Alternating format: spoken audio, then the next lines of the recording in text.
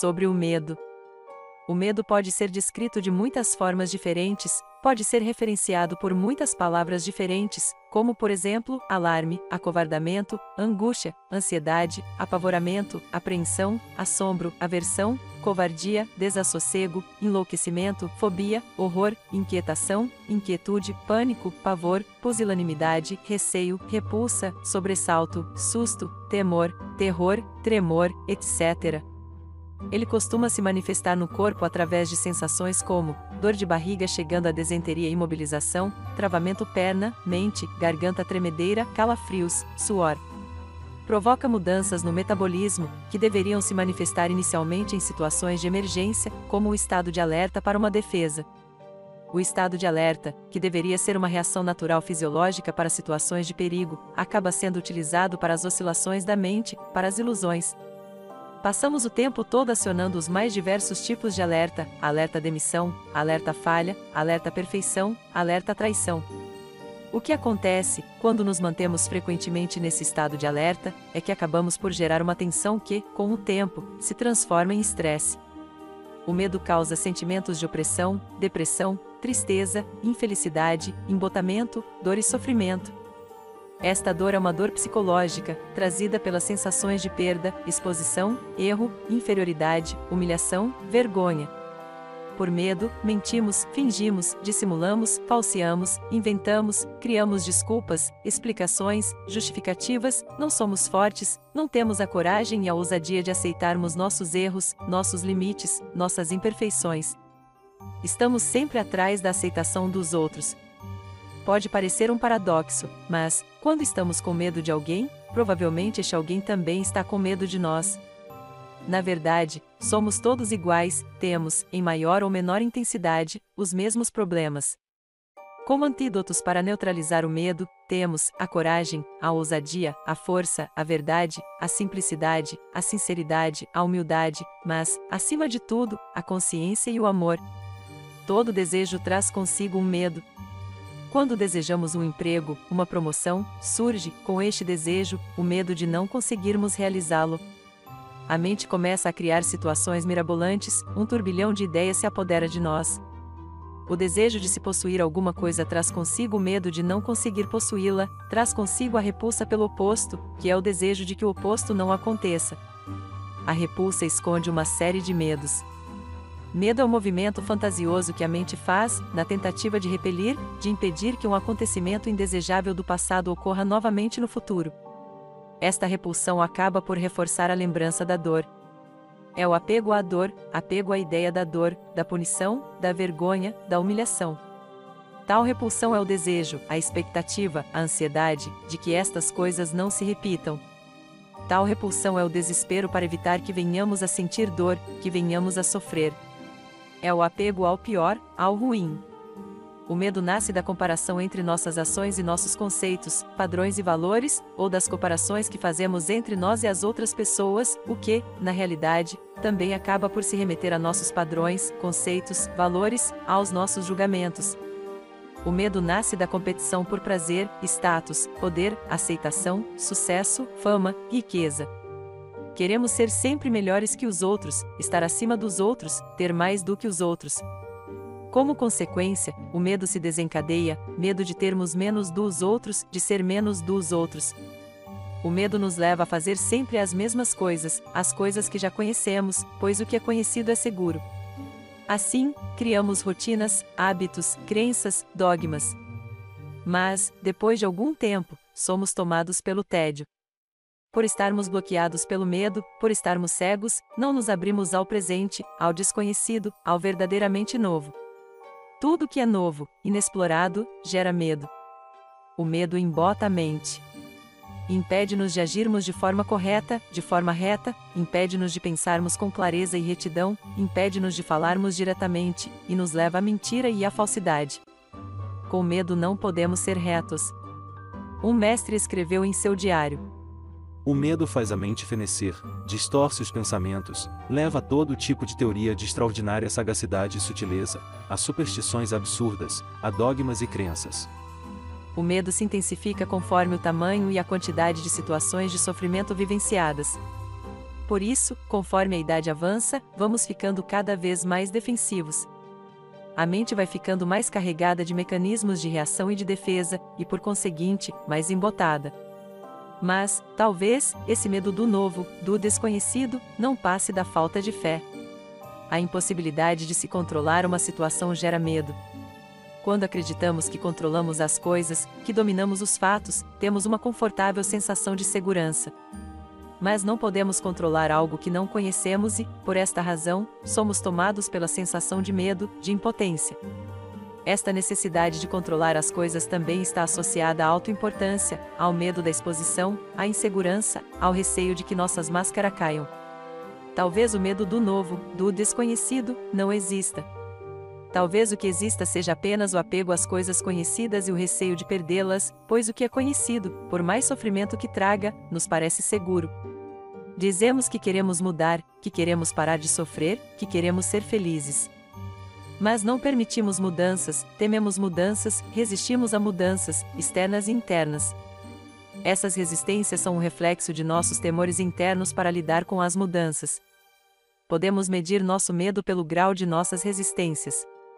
O medo cria barreiras, muros de proteção, pois cremos que existem ameaças das quais temos que nos proteger, que nos defender. Obviamente, essas barreiras são criadas para proteger nosso ego, nossa autoimagem, nosso orgulho. Mas o medo não está ali zelando por nós, está nos travando. É o grande responsável por todos os nossos preconceitos e superstições. O medo traz o desejo de segurança, e o desejo de segurança traz o seu oposto, a insegurança. Diz Samael Aun Weor em A Revolução da Dialética. O medo faz surgir na mente o desejo de segurança. O desejo de segurança escraviza a vontade, convertendo-a numa prisioneira de autobarreiras definitivas, dentro delas escondem-se todas as misérias humanas. O medo produz todo tipo de complexo de inferioridade. O medo à morte faz com que os homens se armem e se assassinem uns aos outros. O homem que carrega um revólver no cinto é um covarde, um medroso. O homem valente não carrega armas porque não teme a ninguém. O medo da vida, o medo da morte, o medo da fome, o medo da miséria, o medo do frio e da nudez, etc. geram todo tipo de complexos de inferioridade. O medo conduz os homens à violência, ao ódio, à exploração, etc. Diz Blavatsky em A Voz do Silêncio. O medo, ó discípulo, mata a vontade e demora a ação. Precisamos perceber o medo atuando em nós neste momento, agora. O medo vivenciado ontem ou o medo que será vivenciado amanhã são medos vazios, provêm da mente, são memórias, expectativas, condicionamentos. É importante perceber todos os medos que atuam dentro de nós agora. Eles não são fruto de situações isoladas e se processam dentro de nós agora. E é neste momento único que podemos observar, perceber, compreender o medo. Temos medo de tudo e de todos, temos medo o tempo todo, somos profundamente inseguros. Podemos até ter conhecimento de certos medos, mas nem sempre temos consciência deles. Não temos consciência de que temos medo, e muito menos consciência dos medos que temos. Vivemos achando que os medos que moram dentro de nós são apenas os grandes medos. Mas existem os pequenos medos, que são muitos e geram, de forma sutil, condicionamentos, ansiedade, preocupação, desconfiança, insegurança, tensão. Enquanto estamos preocupados com os grandes medos, esquecemos-nos dos medos menores, aqueles que realmente geram problemas no nosso dia a dia, e dos quais, muitas vezes, não temos consciência. Os grandes medos são como uma cortina de fumaça para os pequenos medos. Temos medo da zombaria, da ridicularização, da exposição, da humilhação, da desonra, do embaraço, da retaliação moral ou material, do castigo, da punição, da rejeição. Temos medo do que os outros vão achar, do que os outros vão dizer, do que os outros vão pensar, do que os outros vão fazer. Vivemos em um permanente e desconfortável estado de alerta, não há repouso interno. O medo está sempre relacionado a alguma coisa. Temos medo de não ser aceito, de ser rejeitado, de ser magoado ou magoar o outro, da crítica, das reclamações, da nossa família, da opinião pública, de perder o emprego. Temos medo de não obter o que desejamos ou de perder o que possuímos, da solidão, do escuro, de perder o que nos dá prazer, de perder nossas companhias, de ficar sem a segurança e a satisfação proporcionadas pela posse, de não ser ninguém, de perder o emprego, de não ter comida ou dinheiro suficientes. Temos medo do que os outros pensam de nós, de não ser um sucesso, de perder o status social, de ser desprezado ou ridicularizado, da dor e da doença, de ser dominado por outrem. Temos medo de não chegar a conhecer o amor ou de não ser amado, de perder esposa ou filhos, da morte. Temos medo de perder a fé, de nos sentir vazios. Temos medo de viver. O medo pode variar em forma e intensidade, assim como podem variar também os objetos do medo e os agentes do medo. Mas ele é sempre o mesmo, é sempre o medo. Sua estrutura, seu mecanismo, suas raízes, são sempre as mesmas.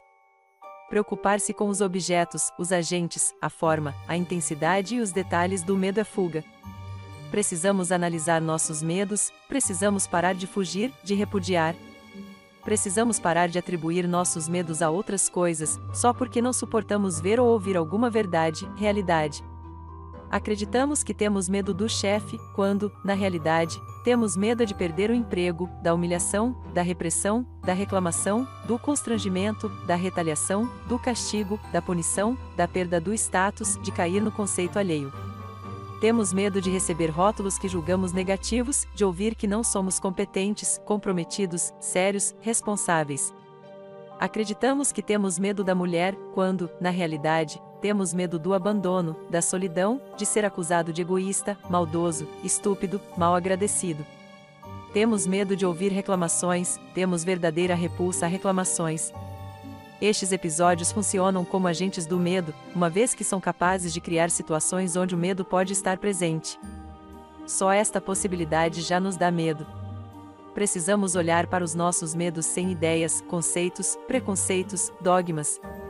Se acreditamos que não temos capacidade de nos livrar do medo, então já não há mais nada a ser feito. Se acreditamos que o homem é como é, que o medo faz mesmo parte de nós, então já não há mais nada a ser feito. Se acreditamos que o motivo que gera o nosso medo é um motivo justo, e que neste ou naquele caso tínhamos mesmo que sentir medo, então já não há mais nada a ser feito. Se a essência do homem é boa ou má, não importa agora. Neste momento, precisamos apenas voltar a atenção para o medo. Alimentar essas ideias só irá contribuir para o nosso travamento. São ideias que estão servindo de muleta para nada fazermos, para nos justificarmos. Precisamos conhecer o medo, sua estrutura, seu mecanismo, suas raízes. Precisamos compreender tudo isso, não podemos apenas tentar inverter ou compensar. Precisamos conhecer o medo, sem alegar que seria necessário ter mais coragem, ousadia, força. Isto é apenas mais uma rota de fuga. A palavra medo, a ideia do medo, o símbolo do medo, trazem sensações, conjuntos de valores, experiências, pesos. Precisamos conhecer e compreender tudo isso. E não de forma superficial, mas com profundidade. Eventualmente, podemos superar tranquilamente uma situação onde, a princípio, sentiríamos medo. Então nos sentimos bem, nos sentimos fortes, livres. Porém, pouco depois, a imaginação dispara e a mente fica na expectativa do que vai acontecer na próxima vez em que nos depararmos com a mesma situação. Ficamos a imaginar, a questionar, se realmente vencemos o medo, se o derrotamos para sempre. E, de repente, lá está o medo instaurado novamente. Criamos no imaginário situações padronizadas que trazem a sensação de segurança, de tranquilidade, de conforto, de prazer. Sentimos medo até de perder estas condições imaginárias, sentimos medo de sair desta situação, sentimos medo que algo ou alguém venha nos privar desta aconchegante situação. Vivemos com os nossos medos ao longo do tempo. Com nossos pais, avós, bisavós e todos os nossos antepassados não foi diferente, eles sempre conviveram com isso. Nenhum de nós nunca parou para olhar o medo, nenhum de nós nunca parou para olhar dentro de si mesmo, dos nossos sofrimentos, nossas misérias. Encontramos tempo para trabalhar mais, para nos divertir, para os prazeres, mas não encontramos tempo para os fantasmas que sempre estiveram conosco, causando sofrimento e dor. E, se nada fizermos, eles sempre estarão. Podemos dizer que o medo é isso, que medo é aquilo, mas precisamos estar abertos para novas descobertas, para conhecer, cada vez mais e melhor, o medo que nos habita. Precisamos perceber que, apesar de muito discutirmos e analisarmos o medo, não passamos de meros ignorantes quanto à sua verdadeira essência. Um fato é certo, o medo virá e não saberemos como ou de onde. Portanto, precisamos estar abertos para a sua chegada, sem resistência mas com enfrentamento. A questão que se interpõe não é a de compreender o medo e livrar-se dele para sempre. A questão vai mais além, é ir conhecendo, aceitando e enfrentando o medo pela vida fora.